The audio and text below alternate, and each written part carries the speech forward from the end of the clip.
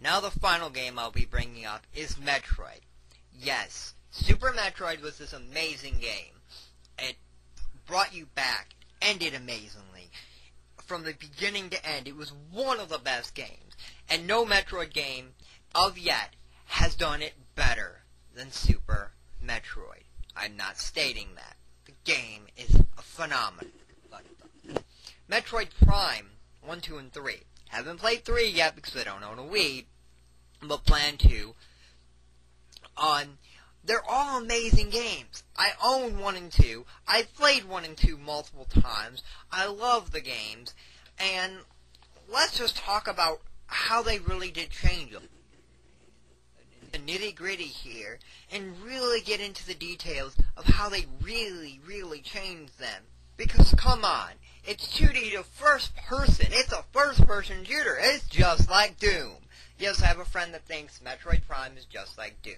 He's a moron. Yes, he's a moron. And if you're listening, please give me a comment and tell me why it really is like Doom. Because we're going to talk about this now.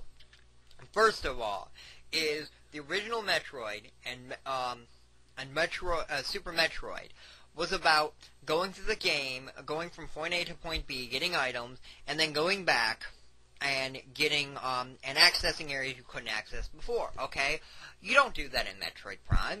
Oh wait, yes you do that. That's the premise of the game, and that's one of the biggest things people talk about when they talk about a flaw. But it's not a flaw. It's the fact that that's how Metroid has always been and should always be. The biggest problem with the Metroid games, they don't really get off the story as well as they should. They have a story, it's a really good story, but they don't get it off that well. But Doom, you use the best weapon available. You never have to switch up, and it's about killing everything in sight. Metroid's about using strategy, coming up with what the best weapon for the enemy is. And there are actually in Metroid Prime, and in Metroid Prime 2, there are weapons that certain enemies can only be killed by certain weapons.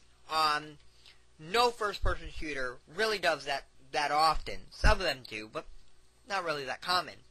And then it is about gathering items to go to get to the next area. Yes, it is first-person, but they didn't change the formula. They just added another perception. My friend did mention that yes, it is really about locking on and shooting the enemy, and it's not about flipping over them. But that's a little understandable. I've heard 3 doesn't have a lock-on system. Hopefully it doesn't. Hopefully it's a little bit more challenging. But they didn't really change the game. Come on. Anybody who really thinks they changed the game, please give me a comment and tell me. In closing, this is Goku4071, and this was a rant for you.